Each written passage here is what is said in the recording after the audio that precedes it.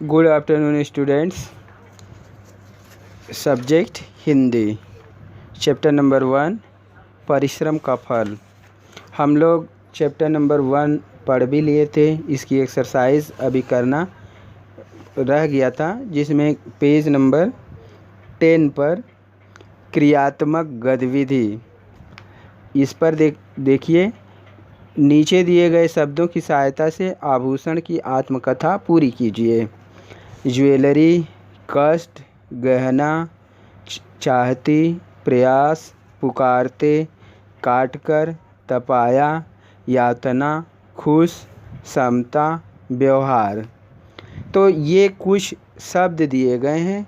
इन शब्दों को खाली जगह में भर करके ये जो आभूषण की आत्मकथा है, गहने की कहानी है, इस कहानी को पूरा करेंगे। इसमें हम कौन सा शब्द किस में भरेंगे कि उसका अर्थ सही सही निकले। देखिए, किसी को भी किसी जगह कहीं पर भी भर देने पर उसका अर्थ सही सही नहीं निकलता है। तो आपने वाक्य की परिभाषा में भी ये पढ़ा था कि शब्दों का ऐसा समूह जिसका कुछ न कुछ अर्थ हो तो वह वाक्य कहलाता है।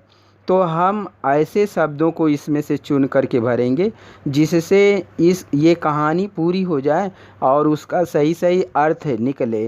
तो हम बारी बारी ऐसा करेंगे कि एक एक वाक्य में जो ये कुछ शब्द दिए गए हैं, इनको भर करके देखेंगे कि क्या इसको भरने से सही अर्थ निकल रहा है कि नहीं। अगर उससे नहीं निकल रहा है तब हम दूसरा शब्द उसमें भरेंगे।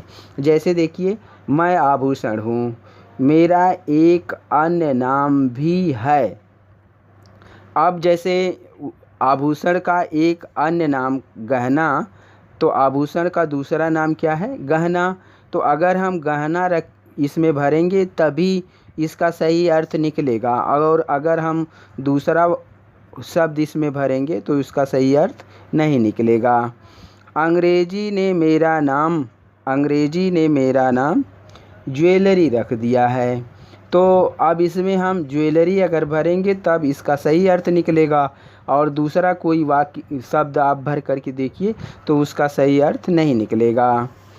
अब तो ज़्यादातर लोग मुझे ज्वेलरी कहकर ही पुकारते हैं। तो इसमें क्या भरेंगे? पुकारते। अभी दूसरा भर दीजिए। देखिए, जैसे काट कर इसमें भर दें तो इसका सही अर्थ नहीं निकलता है। तो हमें शब्दों को ऐसा भरना है जिससे उसका सही अर्थ निकले।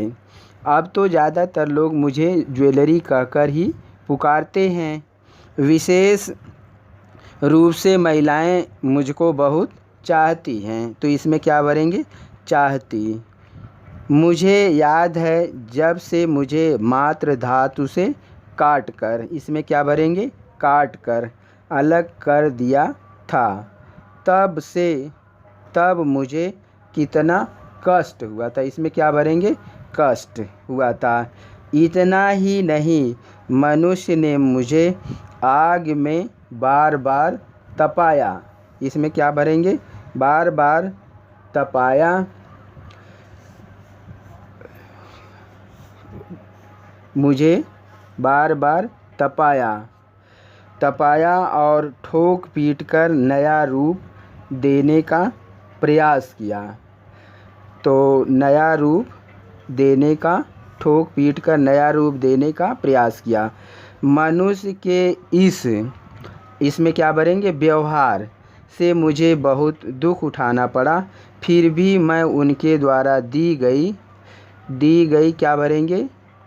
उनके द्वारा दी गई ज्वेलरी भरेंगे नहीं। कष्ट, उनके द्वारा दी गई कष्ट को सहता रहा। इसमें क्या भरेंगे? कष्ट सहता रहा। फलस्वरूप जो कुछ मिला उससे मैं बहुत खुश हूँ। दर्पण में अपने को देखकर मैं फूला नहीं समाता। इस तरह से आप इसको भरेंगे तब इसका अर्थ निकलेगा।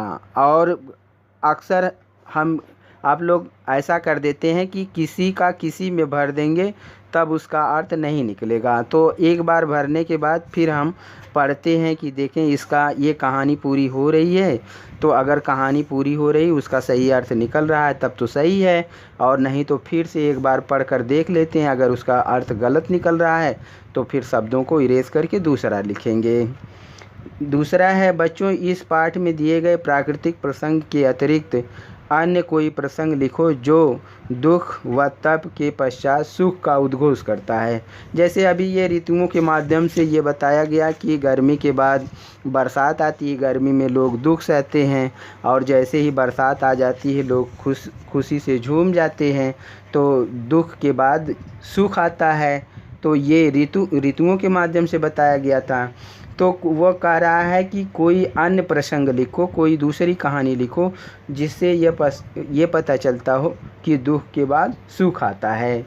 जैसे इस समय टीवी सीरियल पर आप देख रहे होंगे कि श्री कृष्णा, तो कृष्ण की लीलाएं आपको दिखाई जा रही हैं।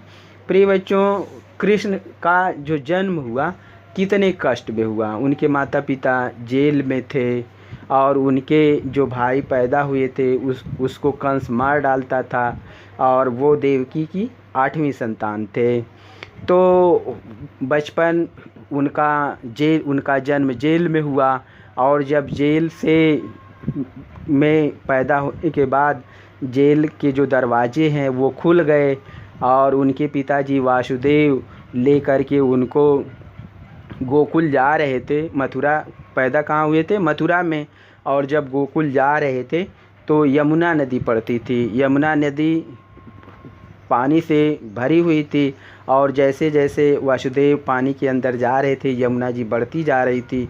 तो कृष्ण अपना पैर जो है वो नीचे कर देते हैं, तो यमुना कृष्ण का पैरों का स्पर्श पा करके वो फिर नीचे चली जाती हैं, और वो गोकुल पहुंच जाते हैं नंद के घर। तो नंद के घर जाते हैं। जैसे ही कंस को पता चलता है कि देवकी की 8वीं संतान पैदा हो गई है, तो वो एक बच्ची रहती है, और वह उसको मारने का प्रयास करता है। तो वह आकाश में उड़ जाती है, और आकाशवाणी होती है कि हे कंस, तू मुझे मारने का व्यर्थ ही प्रयास कर रहा है, और तुझे मारने वाला देवकी की 8वीं संतान पैदा हो गई है। तो फिर वह गोकुल में सारे बच्चों को मारने के लिए अनेक प्रयास करता है। तो पूतना को भेजता है और सारे उपाय करता है।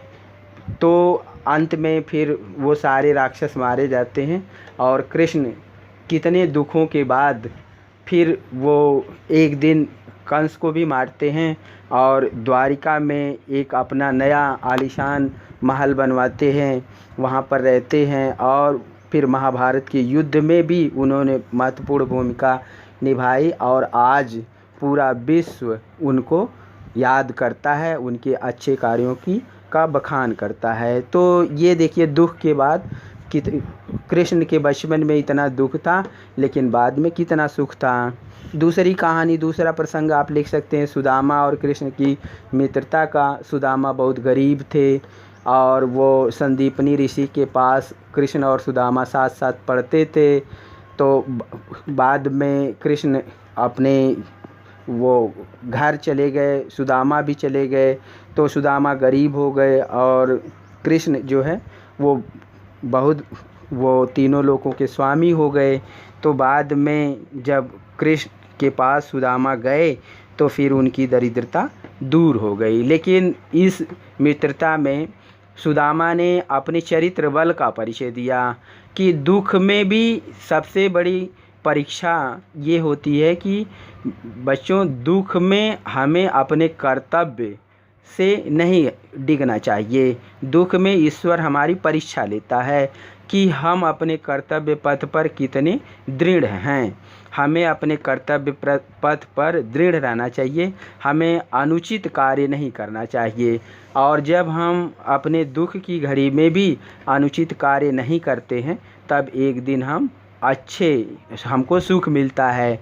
ऐसे भी कोई दूसरा प्रसंग है कि एक बार यक्ष जो है वो युधिष्ठिर की परीक्षा ले रहा था कि उनके भाई प्यासे हुए थे और वो सरोवर के पास जाते हैं और वह पानी पी यक्ष के प्रश्नों का उत्तर दिए बिना पानी पी लेते हैं और बेहोश हो जाते हैं। बाद में युधिष्ठिर जाते हैं और उसके प्रश्नों का उत्तर दे करके अपने भाइयों को जिंदा करते हैं। तो इसमें से ये भी दुख के बाद सुख का वो प्राप्ति होती है।